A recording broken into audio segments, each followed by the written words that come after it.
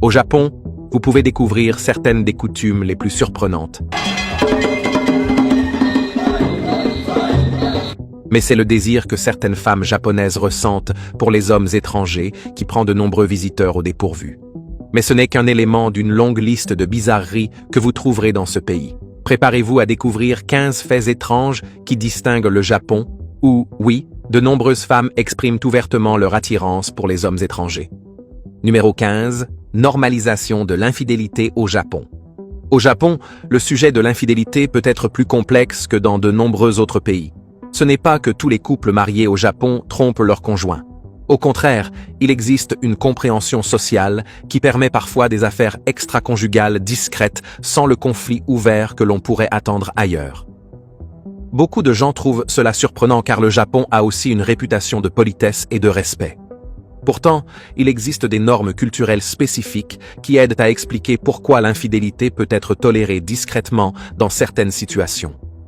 Dans certaines relations, il est considéré qu'un partenaire ne peut pas satisfaire tous les besoins. Plutôt que de placer des attentes irréalistes sur l'âme sœur, certaines personnes cherchent en dehors du mariage une connexion émotionnelle ou physique. Bien que tout le monde ne soit pas d'accord avec cet état d'esprit, il existe et fait partie de la vie de certains couples. Dans ces circonstances, la vie privée est très protégée.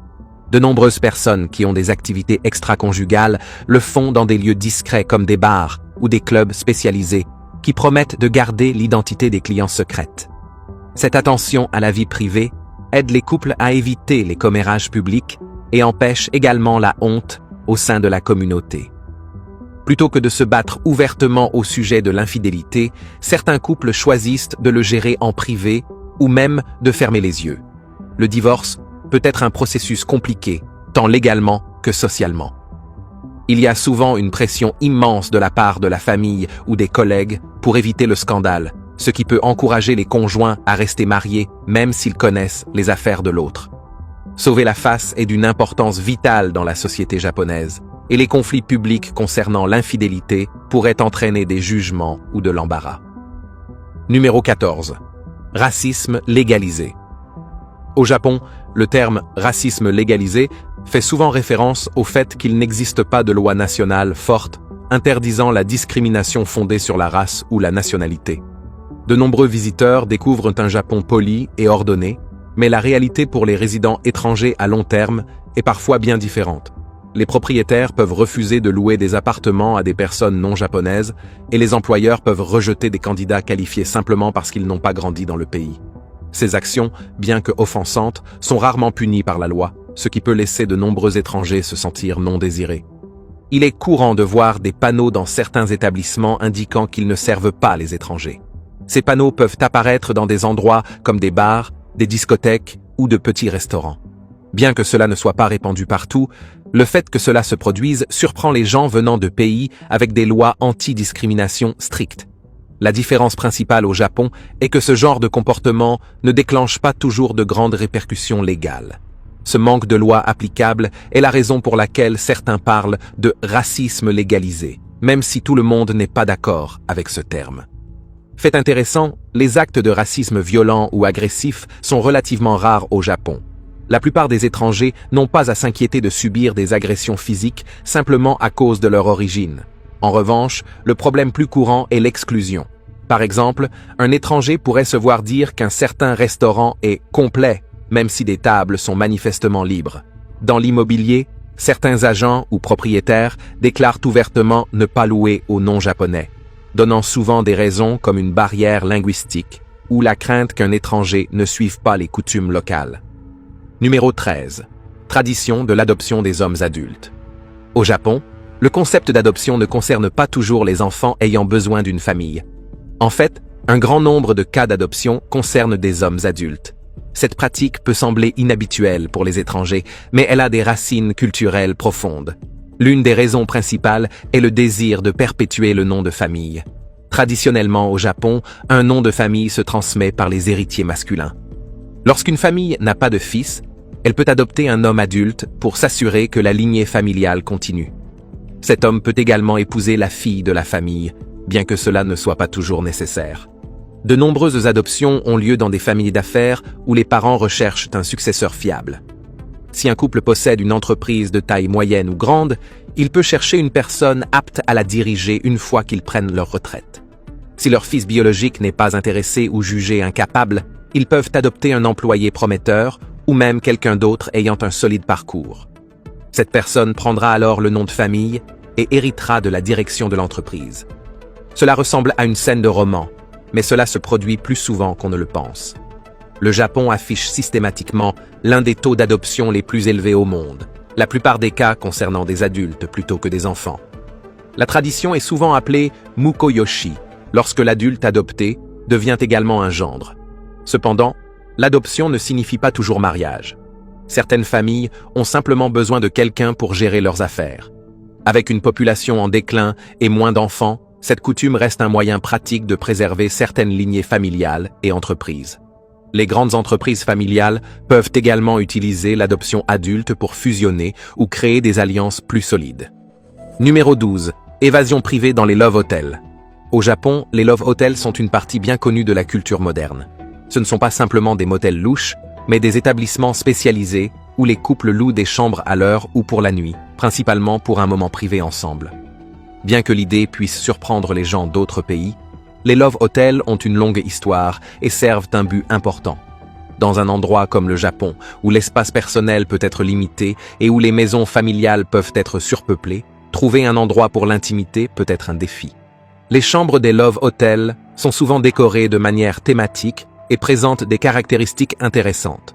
Certaines ont des lumières disco, des machines de karaoké ou même des locations de costumes pour ceux qui souhaitent ajouter plus d'excitation à leur séjour. D'autres sont aménagées comme des auberges japonaises traditionnelles avec des tatamis et des portes coulissantes. L'enregistrement peut être très anonyme. Les clients choisissent généralement une chambre sur un écran dans le hall, payent discrètement, parfois même en utilisant des machines, et n'ont pas à interagir beaucoup avec le personnel. Ce sens de la vie privée est un grand attrait, surtout pour les couples qui souhaitent cacher leurs activités des regards curieux.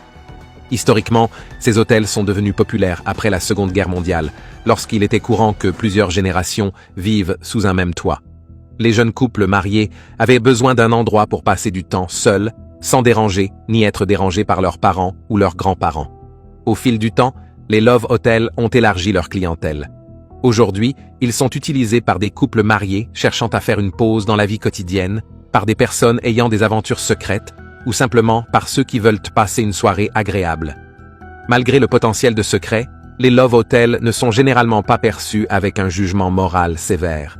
Ils sont considérés comme une solution pratique pour les adultes cherchant de l'intimité. Numéro 11. L'hôtel en activité le plus ancien du monde. Au Japon, préserver les traditions et honorer l'histoire sont des valeurs fondamentales. L'un des meilleurs exemples de cette mentalité est l'hôtel en activité le plus ancien du monde, connu sous le nom de Nishiyama Onsen Keiun-kan. Fondé en 705, il accueille des invités depuis plus de 1300 ans. Situé dans la préfecture de Yamanashi, non loin du mont Fuji, cet hôtel a été transmis à travers de nombreuses générations de la même famille. Il détient le record du monde Guinness pour sa longévité incroyable, et des gens viennent de loin pour y séjourner. Le Nishiyama Onsen Keiun-kan est réputé pour ses sources chaudes, ou onsen, qui puisent de l'eau minérale naturelle directement des montagnes. Les invités peuvent profiter de ces bains pour se détendre, et les sources chaudes sont censées avoir des bienfaits pour la peau et le corps. Les chambres de l'hôtel mêlent tradition et confort moderne, souvent avec des sols en tatami et des portes coulissantes shoji. Ce style permet aux visiteurs de vivre une forme plus ancienne d'hospitalité japonaise, tout en appréciant des commodités nécessaires comme la climatisation et le Wi-Fi. Le mélange du vieux et du neuf crée une atmosphère mémorable. Tout au long de son histoire, l'hôtel a accueilli de nombreuses personnalités notables, y compris des samouraïs, des seigneurs féodaux et même des célébrités à l'époque moderne. Bien que le bâtiment ait subi des rénovations, les propriétaires ont veillé à maintenir une esthétique classique qui respecte le passé. Les membres de la famille qui héritent de la propriété ont une grande responsabilité. Maintenir la réputation du Keiun-kan pour un service chaleureux et préserver un morceau du patrimoine japonais. Le personnel, lui aussi, est formé pour continuer ces traditions, garantissant que chaque visiteur vive une véritable hospitalité. Numéro 10. L'essor des couches pour adultes. Au Japon, la popularité croissante des couches pour adultes est devenue une tendance frappante. Beaucoup de gens sont surpris d'apprendre qu'au cours des dernières années, les ventes de couches pour adultes au Japon ont augmenté à un rythme qui dépasse celui des couches pour bébés. L'une des raisons en est la population vieillissante du Japon. Avec un nombre croissant de personnes vivant plus longtemps, la demande pour des produits qui aident les personnes âgées a augmenté. Les entreprises qui fabriquent des produits en papier, tels que les couches, ont remarqué ce changement et ont commencé à faire des produits pour adultes leur priorité principale. Au Japon, le taux de natalité a considérablement diminué, ce qui signifie qu'il y a moins de bébés chaque année. Cette baisse de la natalité est liée à plusieurs facteurs sociaux. Tout d'abord, de nombreux jeunes se concentrent sur leur carrière et retardent la création d'une famille. Ensuite, le coût du logement et de l'éducation peut être élevé, ce qui peut décourager les couples d'avoir plusieurs enfants. En conséquence, la production et la vente de couches pour bébés ont diminué, tandis que les ventes de couches pour adultes continuent de croître. Ce changement dans les besoins des consommateurs se reflète dans les magasins où, au lieu de plusieurs allées consacrées aux produits pour bébés, on trouve plus d'espace réservé aux produits pour personnes âgées. Dans de nombreuses parties du monde, les couches pour adultes sont souvent associées à la maladie ou à un handicap grave. Cependant, au Japon, elles sont commercialisées comme une solution pratique pour les adultes âgés ayant des problèmes bénins de vessie ou des difficultés à se rendre fréquemment aux toilettes. Les produits sont conçus pour être discrets, permettant aux personnes âgées de maintenir un mode de vie actif sans se sentir embarrassées. Cette approche du marketing a fait des couches pour adultes un produit ménager normal plutôt qu'une nécessité médicale. Les publicités des entreprises montrent parfois des seniors heureux qui poursuivent leur journée sans aucune interruption, ce qui ajoute à l'acceptation générale de ces articles. Numéro 9. L'obsession du manga parmi les Japonais. Au Japon, le manga est plus qu'une simple forme de divertissement, c'est une partie de la vie quotidienne. Le manga, qui désigne les bandes dessinées et romans graphiques japonais, peut être trouvé partout. Des kiosques de gare aux magasins de proximité, les résidents de tous âges achètent et lisent différents genres de mangas chaque jour. Bien que cela puisse sembler un intérêt de niche pour les personnes extérieures, il s'agit en réalité d'une énorme industrie qui contribue de manière significative à l'économie japonaise. Dans de nombreuses parties du monde, les bandes dessinées sont souvent perçues comme quelque chose pour les enfants ou les adolescents. Cependant, au Japon, le manga s'adresse à un large public qui inclut des adultes, des seniors et même des professionnels. Il existe des mangas sur les sports, la cuisine, les relations, l'histoire et bien plus encore. Cette variété permet aux personnes de différents horizons de trouver un titre qui correspond à leurs intérêts. Certains passionnés de manga commencent à lire dès leur plus jeune âge et continuent à lire tout au long de leur vie adulte, traitant le manga comme un passe-temps à vie. En termes de vente, les livres de manga représentent une grande part du marché de l'édition au Japon. Des librairies entières et des sections dans les grands magasins sont consacrées à ces histoires illustrées. Les grandes chaînes ont parfois plusieurs étages uniquement pour le manga.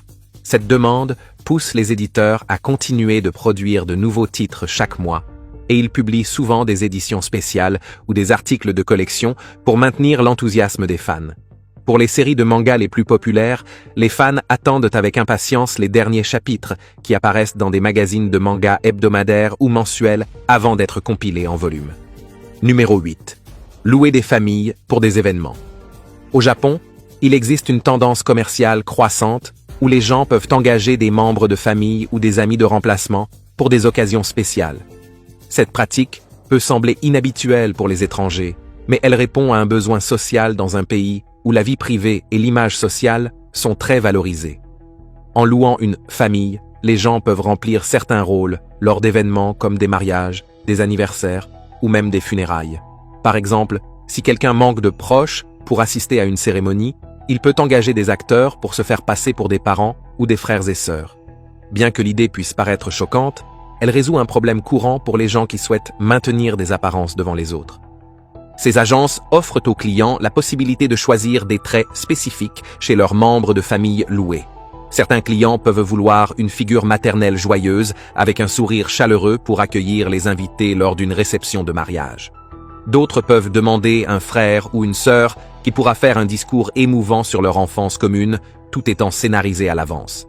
Les personnes embauchées par ces agences suivent une formation approfondie pour jouer leur rôle de manière convaincante. Cela comprend l'apprentissage d'histoires personnelles, de manière et même la création d'une histoire de relations crédibles. Dans certains cas, louer une famille ne concerne pas uniquement les grands événements. Parfois, les gens se sentent seuls et souhaitent de la compagnie.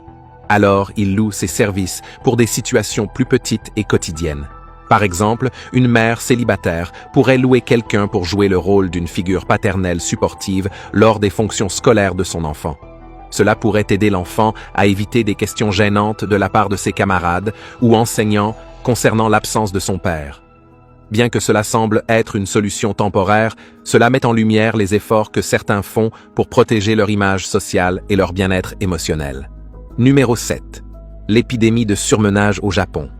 Au Japon, une forte éthique de travail est souvent admirée. Pourtant, cette dévotion a conduit à ce que beaucoup appellent l'épidémie de surmenage. Connue au Japon sous le terme karoshi, qui se traduit par mort par surmenage, ce phénomène met en lumière les effets dangereux des horaires de travail extrêmes et des demandes constantes du travail. Les employés japonais peuvent accumuler des heures supplémentaires chaque mois, restant tard dans leur bureau. Bien que cet engagement puisse augmenter la productivité pendant un certain temps, il finit par avoir un impact sur la santé mentale et physique. Les racines du surmenage remontent au miracle économique d'après-guerre du Japon. Après la Seconde Guerre mondiale, le pays s'est reconstruit rapidement, incitant les travailleurs à se consacrer entièrement à leurs entreprises. La fidélité envers les employeurs est devenue non seulement une attente professionnelle, mais aussi une norme culturelle. De nombreuses entreprises offraient un emploi à vie aux travailleurs loyaux, avec des avantages généreux. Cependant, au fil du temps, cet arrangement est devenu moins viable dans une économie mondialisée. Malgré cela, la pratique de travailler d'énormes heures persistait, laissant de nombreux employés épuisés et stressés. Il est courant que dans les bureaux japonais, il existe une règle tacite selon laquelle les employés ne doivent jamais partir avant leur supérieur. Cela conduit à une situation où les gens restent à leur bureau, même s'ils ont terminé leurs tâches. Certains ne dorment que quelques heures avant de revenir au bureau, tôt le lendemain. Le surmenage rend la vie personnelle presque impossible, mettant à mal les familles et les relations. Cela peut également entraîner des problèmes de santé graves, tels que des crises cardiaques, des AVC et une dépression sévère. Dans des cas tragiques, certains travailleurs se sont suicidés car ils ne pouvaient pas faire face à la pression constante. Numéro 6. Hikikomori, vice d'isolement. Au Japon, il existe un groupe d'individus qui choisissent de se retirer complètement de la société. Cette situation est appelée hikikomori. Les hikikomori sont des personnes, souvent des adolescents ou des jeunes adultes, qui se cloîtrent dans leurs chambres ou maisons pendant des mois, voire des années. Ils limitent presque toute interaction sociale au strict minimum, ne voyant parfois même pas leurs proches pendant une longue période. Ce mode de vie déroute de nombreux observateurs, mais il est devenu un phénomène reconnu au Japon, où les pressions culturelles et les attentes sociales peuvent être intenses. Le hikikomori commence souvent comme une réponse au stress, à l'échec ou à des problèmes de santé mentale. Certains peuvent avoir été victimes de harcèlement scolaire, ce qui les a amenés à craindre les situations sociales. D'autres peuvent avoir eu du mal à trouver un emploi stable, se sentant honteux ou anxieux de ne pas répondre aux exigences de la société. Plutôt que de chercher de l'aide extérieure, ces individus se retirent en eux-mêmes pour faire face. Les membres de la famille fournissent généralement de la nourriture et aident pour les besoins quotidiens. Mais ces jeunes adultes passent principalement leur temps à pratiquer des loisirs, regarder la télévision, jouer à des jeux ou simplement dormir à des heures irrégulières. Le gouvernement japonais a commencé à reconnaître la gravité du problème hikikomori. Les experts estiment que des centaines de milliers de personnes, et probablement plus, vivent en tant que reclus sociaux au Japon. Ce grand nombre souligne des problèmes sociétaux plus profonds, tels que la pression intense pour réussir sur le plan académique et professionnel. Les parents ne savent souvent pas comment gérer un enfant devenu hikikomori et ils peuvent croire qu'il s'agit d'une phase qui passera d'elle-même. Cependant, chaque mois supplémentaire d'isolement rend la réintégration dans la vie normale de plus en plus difficile. Numéro 5. Stigmatisation des tatouages au Japon. Au Japon, les tatouages portent une histoire qui les rend plus qu'un simple art corporel. Beaucoup de gens ne réalisent pas que les tatouages au Japon ont longtemps été associés au syndicat du crime organisé connu sous le nom de Yakuza. Par le passé, les membres de la Yakuza se recouvraient de grandes parties de leur corps avec des dessins de tatouages complexes pour montrer leur loyauté envers leur groupe. Ces tatouages servaient de badge d'identité et d'intimidation. En raison de cette connexion, de nombreux citoyens japonais ordinaires considèrent toujours les tatouages comme menaçants ou inacceptables. Cette stigmatisation de longue date se manifeste dans la vie quotidienne. Par exemple, dans de nombreux bains publics, onsen ou stations thermales, les personnes avec des tatouages visibles se voient refuser l'entrée. Les propriétaires craignent que l'autorisation d'accueillir des invités tatoués ne fasse fuir les autres clients ou ne signale un comportement indésirable. Certaines piscines, plages et salles de sport appliquent également des règles similaires. Leur objectif n'est pas de cibler les touristes ou les résidents pacifiques, mais plutôt d'éviter toute suggestion d'activité de gang. Bien que les temps changent, ces établissements maintiennent souvent des politiques plus anciennes, interdisant l'entrée à toute personne tatouée. En même temps, tout le monde au Japon ne voit pas les tatouages de manière négative. Les jeunes générations, fortement influencées par les tendances mondiales de la mode et la culture pop, sont plus acceptantes de l'encre corporelle. Des célébrités japonaises populaires et des stars internationales aident à changer les perceptions. Quelques stations thermales permettent désormais des couvertures de bandage ou des autocollants spéciaux pour les visiteurs tatoués. Dans des villes majeures comme Tokyo et Osaka, certains cafés, bars et auberges s'adressent au nombre croissant de jeunes avec des tatouages. Toutefois, la prudence est de mise, car les croyances profondément ancrées ne disparaissent pas du jour au lendemain. Dans des villes et zones plus traditionnelles, la vieille stigmatisation demeure forte. Numéro 4. La culture du sommeil dans les trains. Au Japon, il n'est pas rare de voir des passagers somnoler dans les trains, même lors de trajets courts. Cette pratique peut sembler étrange pour les étrangers, en particulier ceux des grandes villes où les transports publics peuvent être bruyants ou risqués. Cependant, au Japon, faire une sieste dans des espaces publics est devenu une scène courante. Beaucoup de gens appellent cela « inemuri », ce qui se traduit approximativement par « être présent tout en dormant ». Cette expression capture une partie importante de l'état d'esprit. Il est acceptable de se reposer où que l'on soit, tant que l'on ne dérange pas les autres. Les raisons de cette habitude sont liées à la culture de travail intense du Japon et aux longs trajets. De nombreux travailleurs de bureau font face à des emplois sous haute pression, avec des heures supplémentaires attendues chaque mois. Par conséquent, ils se sentent souvent fatigués ou privés de sommeil. Pour ceux qui vivent dans de grandes zones métropolitaines comme Tokyo, il est également courant de passer plus d'une heure pour se rendre au travail. Les trains sont généralement sûrs, ponctuels et calmes, ce qui en fait un endroit naturel pour faire une sieste rapide. Les autres passagers respectent généralement l'espace personnel de chacun, donc s'endormir n'entraîne que rarement des problèmes. Il est intéressant de noter que cette culture du sommeil dans les trains s'étend également au lieu de travail.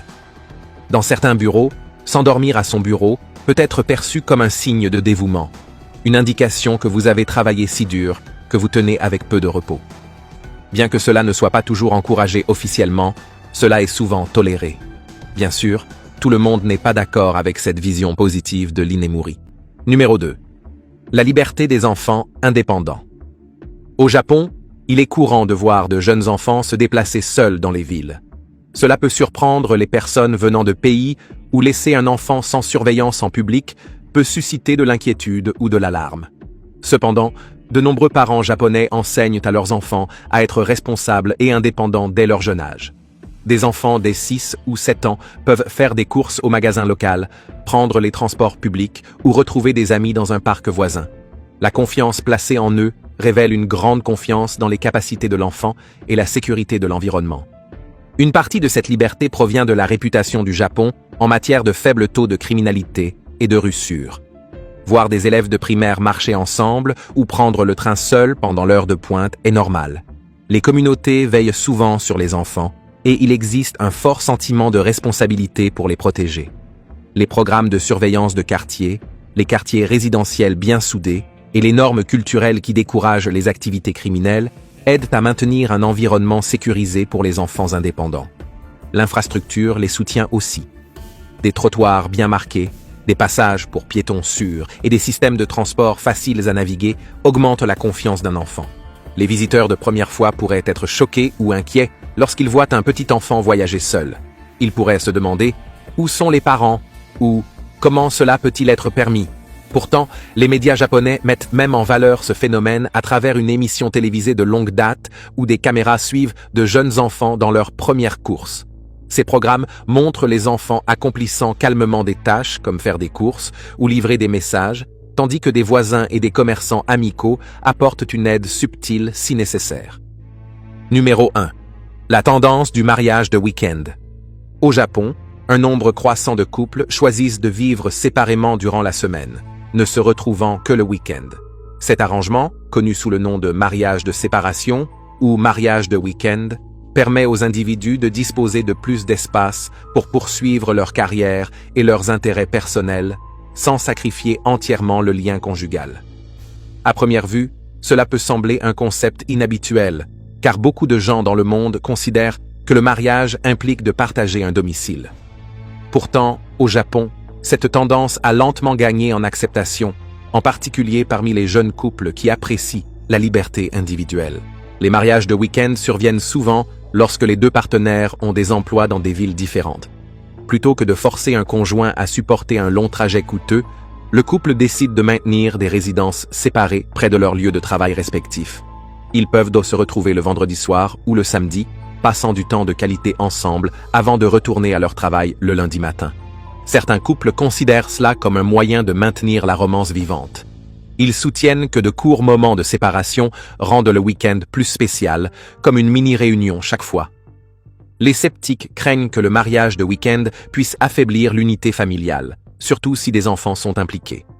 Partager des responsabilités comme la garde des enfants ou les tâches ménagères peut devenir plus compliqué lorsque l'un des partenaires est physiquement absent pendant la semaine. D'autres craignent que cet arrangement n'encourage la distance émotionnelle ou n'amène l'un des conjoints à oublier la réalité quotidienne de soutenir un foyer. Cependant, les partisans soulignent que de tels mariages peuvent réduire le stress lorsque chaque partenaire peut se concentrer sur les exigences professionnelles sans se sentir coupable de ne jamais voir son conjoint à la maison. Merci d'avoir regardé un autre épisode. Tant que vous êtes encore là, assurez-vous de cliquer sur la vidéo sur votre écran pour plus de contenu de qualité.